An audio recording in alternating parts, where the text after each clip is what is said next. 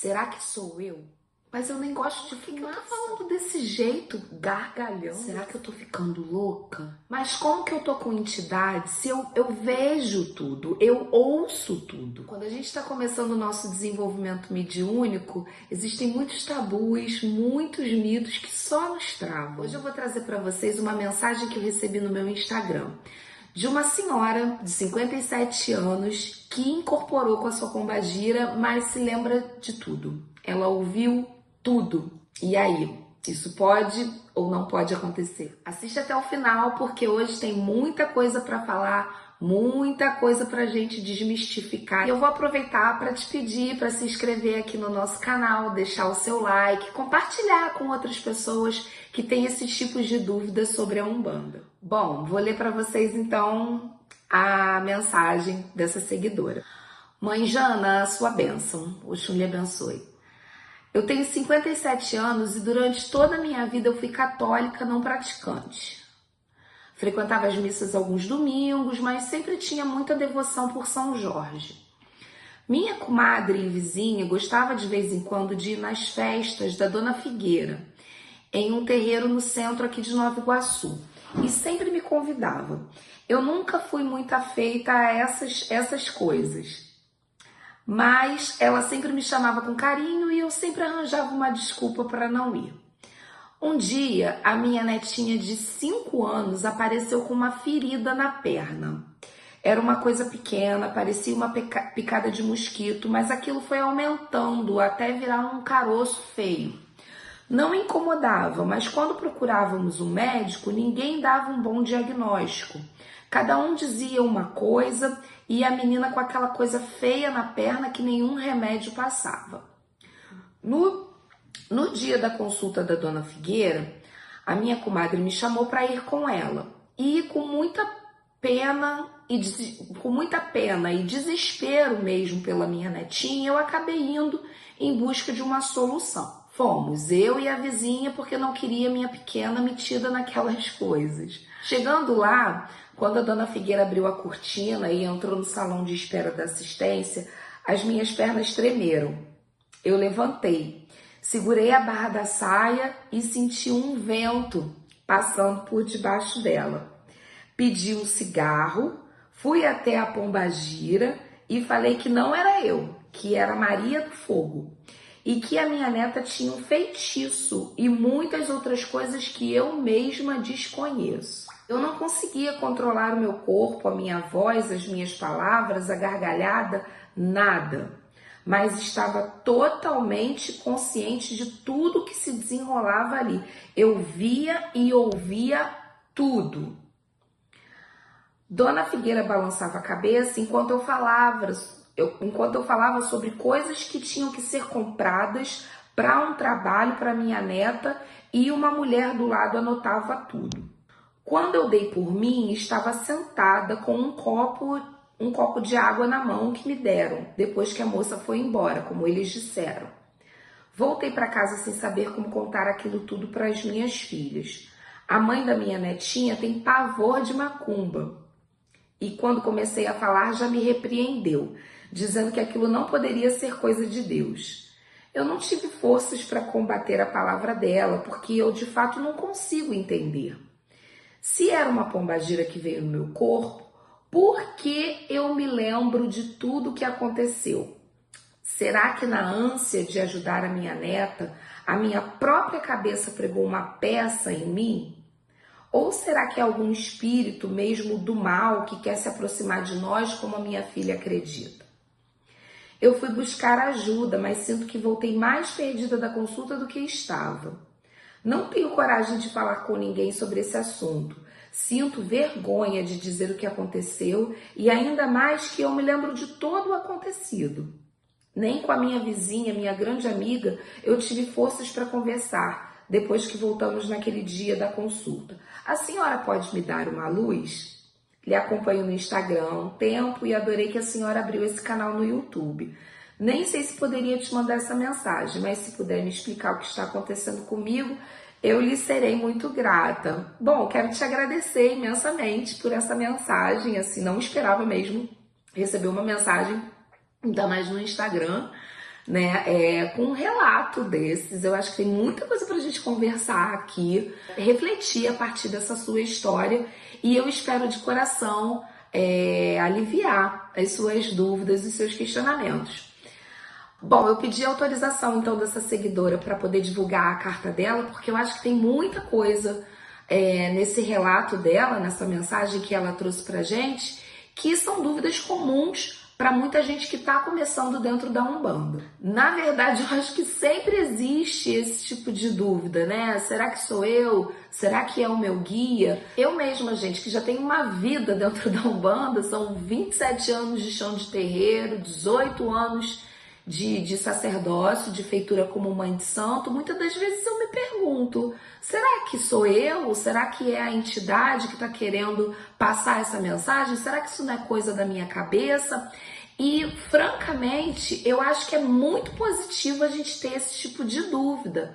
Eu acho que é saudável dentro da nossa mediunidade mesmo a gente se questionar, porque isso coloca o nosso pé no chão. Tira a gente desse lugar de alecrim dourado, de achar que a todo momento a gente está mediunizado, que a todo momento tem uma entidade ali perto da gente querendo dar alguma comunicação. Porque a gente precisa ter uma vida em paralelo à nossa vida espiritual, né, gente? A nossa mediunidade. A gente precisa ter uma vida social, precisa ter uma vida com os nossos amigos, com os nossos familiares, né? Então você é profissional, você é mãe, você é mulher, você é filha, você é amiga e você também é umbandista, também é médium. Isso tudo precisa estar em equilíbrio. Até mesmo para a sua mediunidade estar em equilíbrio no momento em que você vai dar a comunicação junto dos seus guias, para você ter um equilíbrio emocional, você precisa estar com os outros setores da sua vida bem alimentados, digamos assim. Bom, mas voltando para a carta da seguidora, eu queria dizer em primeiro lugar que nunca é tarde. Nunca é tarde na vida para a gente mudar de carreira, para a gente repensar os nossos conceitos e até mesmo para a gente mudar de religião. Então, se você tem 50, 60, 70 anos, não é tarde para você conhecer a Umbanda, para você se dedicar a essa religião. Eu mesma achei que quando eu chegasse com os meus 40 anos, eu já estaria com uma estabilidade na minha vida, não estaria procurando por nenhuma mudança, não estaria, enfim, estaria com tudo certinho, muito bem organizado. Mas acontece que a vida da gente não é assim, a vida da gente não é uma linha reta, né? A gente vai, a gente volta, a gente às vezes anda em círculo. Temos sempre que ter a oportunidade de aprender, de mudar, de revolucionar a nossa vida. Então, por que não conhecer uma nova religião aos 40, aos 50, aos 60, aos 70, aos 80? Nunca é tarde. Ah, mas Jana, mas será que uma entidade não prefere um médium mais novo? Com uma coluna melhor? Com um joelho melhor? Eu penso que não, porque na verdade a missão que você tem junto do seu guia, você e o seu guia sabem muito bem. Então, se a missão que ele tem junto de você é de ter esse encontro aos seus 57 anos nessa vida carnal, nesse aié, que assim seja, não tem problema nenhum nisso. Porque, minha gente, não se iludam. Todo mundo que trabalha com guia espiritual, com as suas entidades, seja isso Umbanda ou seja isso o nome que você quiser dar, antes de vir para esse aié, antes de vir para essa existência, fez um pacto. Fez um pacto de que iria trabalhar com aquele espírito e que iria ajudar outras pessoas. A gente assina um acordo antes de vir para cá. A gente faz um acordo dizendo que a gente vai promover um trabalho que vai ajudar a gente em primeiro lugar, as pessoas da nossa família e todas as pessoas que baterem na porta. Isso é Umbanda. E será que no seu caso não foi através dessa doença da sua netinha, desse caso, dessa ferida dela, que você está recebendo esse chamado, que na sua cabeça é um chamado tardio, mas que na cabeça da espiritualidade, dos guias, é a hora certa, é a hora propícia? Será que no seu caso não era preciso mexer com a saúde de uma pessoa que é muito querida sua, que é um amor seu, para que você despertasse para esse chamado da Umbanda na sua vida? Porque, gente, tem muita gente que vai pelo amor, mas a maioria das pessoas vai pela dor. A espiritualidade, a ancestralidade, eles se utilizam desses artifícios para promover um despertamento para esse chamado para o trabalho espiritual nas nossas vidas. Isso é muito comum de acontecer. Então, muitas das vezes, se você é uma pessoa mais resistente, a espiritualidade se utiliza daquilo que seria um ponto fraco seu, a sua saúde ou a saúde de um ente seu querido, para poder te chamar para essa responsabilidade, para esse trabalho espiritual. Ah, mãe Jana, mas por que agir dessa forma? Por que provocar uma doença numa criança, um ser inocente? Parece uma covardia. A espiritualidade está usando a saúde de uma criança para efetuar o seu chamado para o trabalho espiritual. Bom, se você pensar que a doença é um castigo, eu até vou concordar com você. Mas se você pensar na doença como um chamado mesmo, como um ponto de atenção, olha, tem alguma coisa em desequilíbrio, tem alguma coisa que está saindo fora da curva, alguma coisa precisa ser revista na sua trajetória. Então a doença ela funciona como um despertamento, não como um castigo. Mais uma vez, porque quando as coisas estão indo muito bem, a nossa tendência é o quê?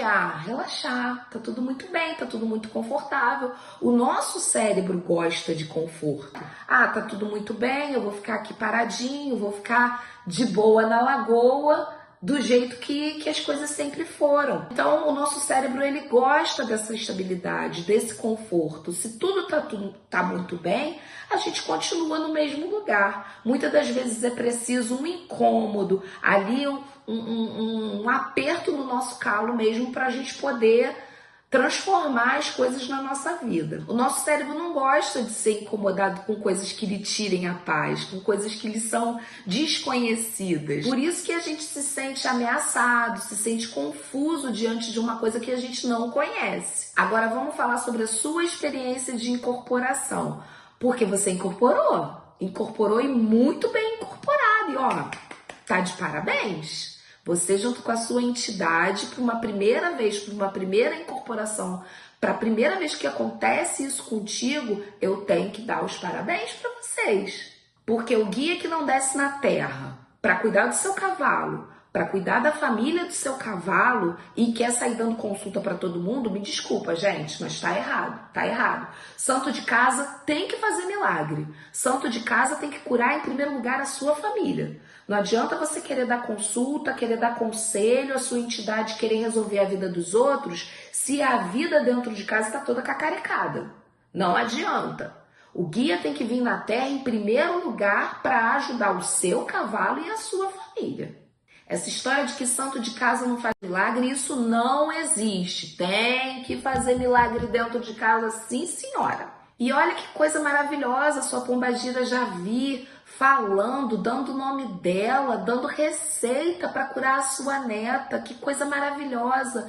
Isso é muito raro de acontecer. Uma entidade vir pela primeira vez com uma pessoa que não incorpora e já vir com essa firmeza toda. Então, assim, eu posso dizer que você recebeu uma bênção muito grandiosa. Olha como essa entidade já veio mesmo mostrando para que veio, com firmeza, com um propósito de trazer a saúde, a cura para sua neta.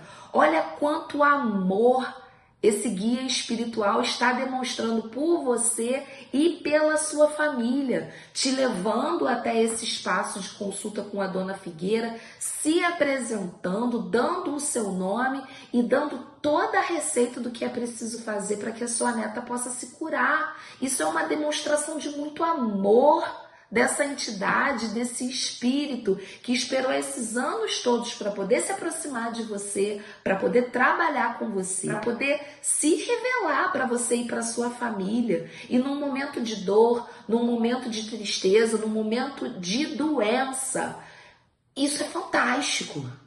Ela não se importou com nada, ela rompeu barreiras por amor a você, a sua neta, a sua família. Agora, um ponto muito importante, que para muita gente é um tabu, é essa questão da consciência e a gente precisa falar, né? Porque muita gente, quando começa o trabalho mediúnico, o trabalho espiritual, fica se questionando, será que eu não tinha que apagar? Será que o guia não tinha que trabalhar e me deixar completamente inconsciente?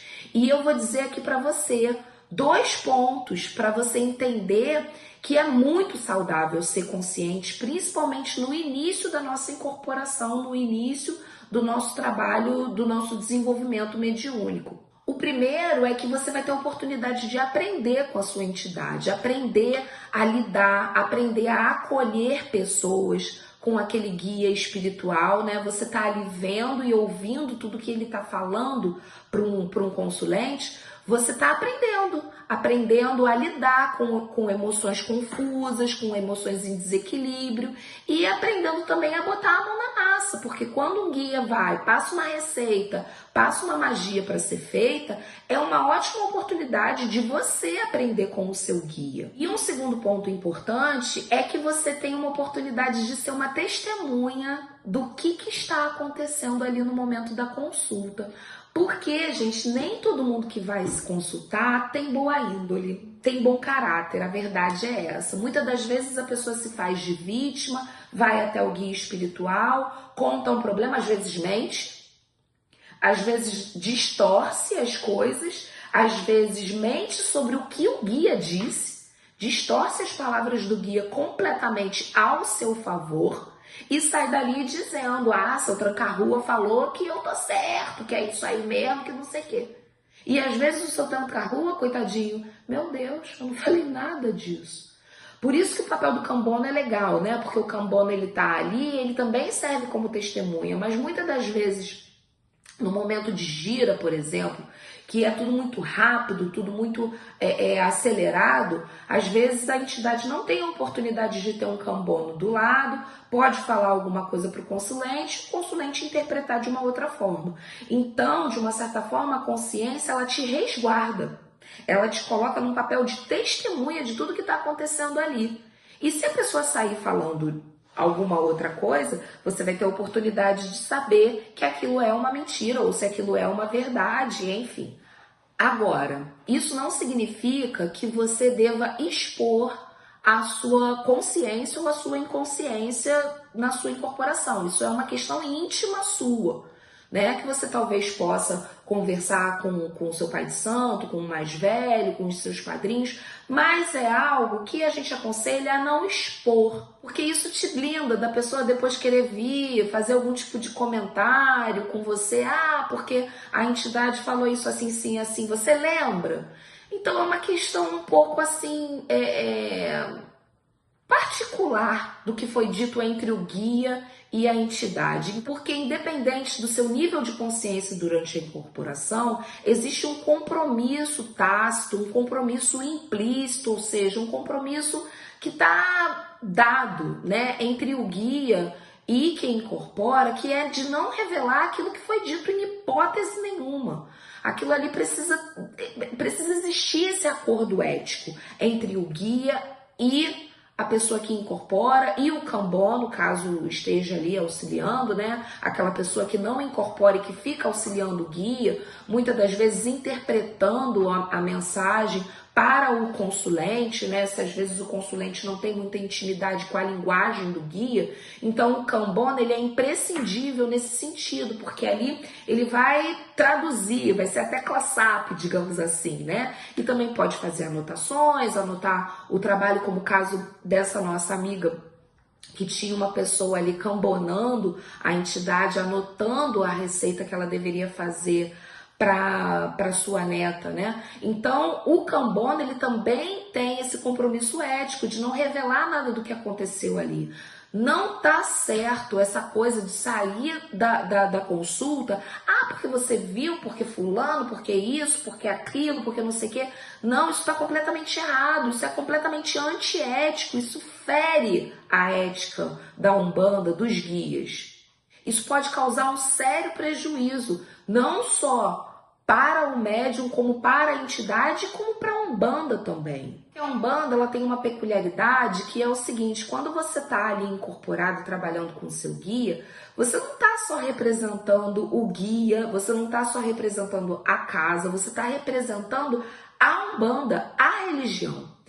Porque a Umbanda, ela tem uma coisa que chega a ser até revolucionária, né, dentro do seu sistema, que é o seguinte: quando você vai, por exemplo, numa igreja católica, existe um sacerdote que está ali falando em nome de Deus, em nome dos santos, em nome de Jesus Cristo, né? Então aquela mensagem vai ser transmitida através de uma pessoa, que é o padre, né, que é o diácono, enfim, quem está ali celebrando a missa.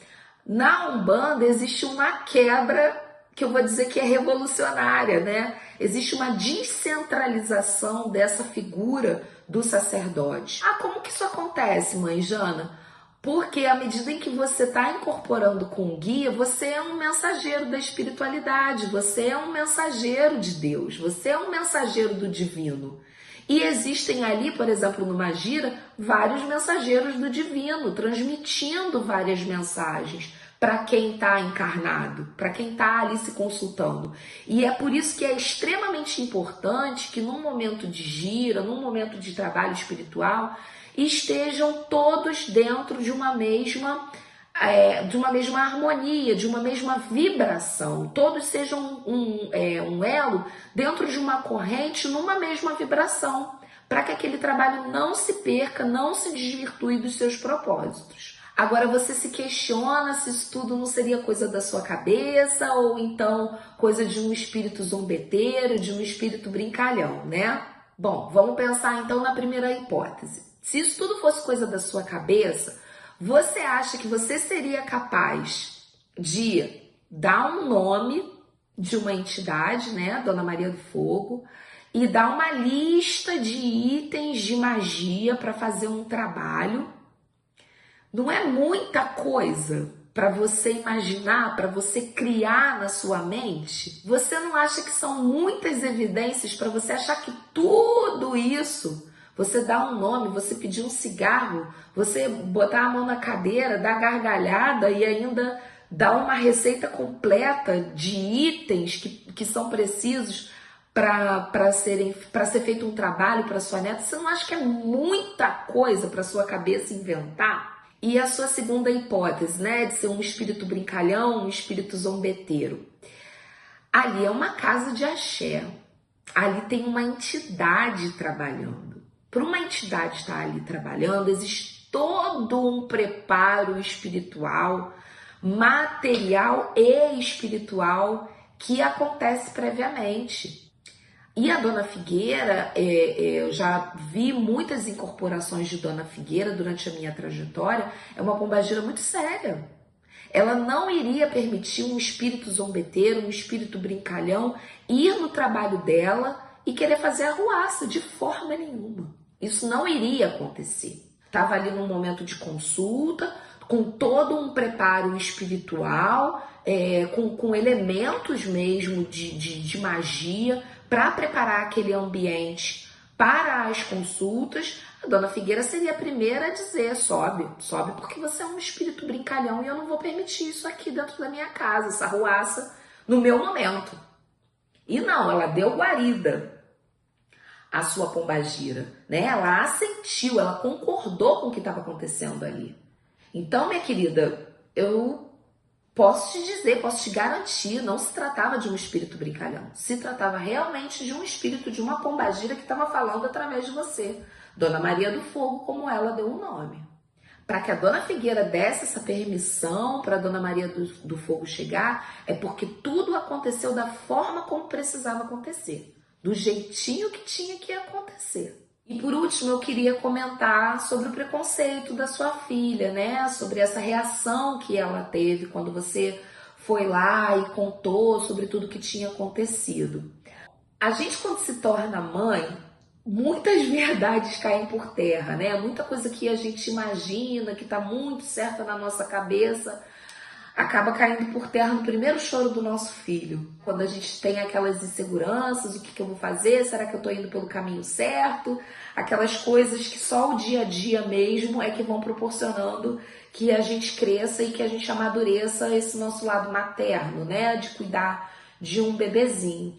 Então, eu acho que a sua filha, ela pode ter esse momento de lucidez. Se você enxergar uma oportunidade de conversar com ela, tentar, a partir de tudo que foi dito aqui, ter um diálogo mesmo com ela. Aproveita para compartilhar esse vídeo com ela e com outras pessoas que talvez tenham essa dúvida que você está tendo sobre essa desmistificação, né, que a gente está propondo aqui hoje, sobre o que aconteceu com você através do seu relato, né, que é um relato maravilhoso, muito importante e que tem tantos elementos aí que a gente pode ir descortinando esse véu que muitas das vezes colocam sobre a Umbanda e que fazem com que as pessoas tenham preconceito, porque grande parte dos preconceitos contra a Umbanda é por desconhecimento, pelas coisas muitas das vezes serem muito veladas. Não se pode falar isso, porque aconteceu com fulano, mas deixa isso pra lá, não comenta com ninguém não. Por que não comentar com ninguém? Por quê? Se é uma coisa maravilhosa, um guia vir por amor a nós, a nossa família, para trazer um bem, para trazer a saúde para nossa família, isso não é maravilhoso? Isso não tem que ser divulgado? Eu acho que todos vocês merecem dar essa chance para a espiritualidade, essa chance de cura para sua neta. Ter essa conversa com ela, porque o que você sentiu na hora dessa sua experiência mediúnica, dessa incorporação? Porque, gente, eu queria que vocês saíssem hoje aqui desse vídeo com uma mensagem muito clara no coração de vocês, que é a seguinte: Orixá, guia espiritual, quando quer falar com a gente, fala dentro do nosso coração. Então, assim, se no momento da incorporação, se no momento em que você está sentindo a presença do seu guia, você sente uma paz, um preenchimento, um amor, um bem-estar, uma coisa gostosa mesmo de sentir, é porque aquele guia está fazendo um bom trabalho com você e pode fazer um bom trabalho para outras pessoas também. Orixá, guia espiritual, fala dentro do nosso coração. Eu queria muito que vocês guardassem essas palavras dentro de vocês, porque todas as vezes em que vocês pensarem que uma entidade pode querer trazer um mal para você, pensa: Orixá, guia, fala dentro do meu coração. Se dentro do meu coração eu estou sentindo uma coisa boa, então acredita. É porque aquela entidade, aquele orixá, aquele guia quer trazer um bem para você. Não tem ninguém melhor do que você para saber se a Dona Maria do Fogo pode te ajudar. Porque o que você sentiu, fora os preconceitos, fora as confusões, fora aquilo que você não conseguiu definir, detectar, o que você sentiu de fato dentro do seu coração, dentro do seu ocã, é que vai dizer dentro de você como é que você vai conversar com a sua filha, como é que vai ser, como é que vai se desenrolar toda essa situação para vocês poderem fazer esse trabalho e poderem livrar a sua menina, a sua pequena, disso tudo que está acometendo ela. Eu acho que se você conversar com a sua filha de peito aberto mesmo, aceitando em primeiro lugar o que aconteceu com você, toda essa visão dela, todo esse contexto errôneo que ela tem na cabeça dela sobre a Umbanda, sobre os guias espirituais, vai cair por terra. Pensar, na verdade, que vocês receberam uma grande misericórdia dos orixás, a visita dessa amiga querida, que tanto ama vocês, que veio até você para poder oferecer uma ajuda. Isso é muito amor, isso é muita misericórdia, isso é muita bênção. E a sua filha vai enxergar isso. Da forma como você sabe, dentro do seu coração de mãe, chegar até ela. Vai até ela, conversa com ela com carinho, com paciência, explica tudo o que você está sentindo. Fala com ela com carinho e você vai ver como essa nuvem de preconceito vai se dissipar. Manda esse vídeo para ela, vai por mim, manda para sua vizinha também, que ela vai entender tudo o que aconteceu contigo. E se você sentiu que esse caso te tocou, envia para as pessoas que têm dúvidas parecidas. Talvez você vai estar promovendo um bem também para muita gente que está começando dentro da Umbanda e se sente meio perdido. Eu vou deixar também aqui na descrição desse vídeo o e-mail aqui do nosso canal, caso você queira mandar uma dúvida, contar a sua história, fazer o seu relato, fazer alguma pergunta dentro da minha vivência, dentro desses anos todos de experiência. Vai ser um grande prazer receber o seu e-mail e ter a oportunidade de te dar uma luz, de te dar uma orientação. A gente continua essa conversa com fé e humanidade sempre.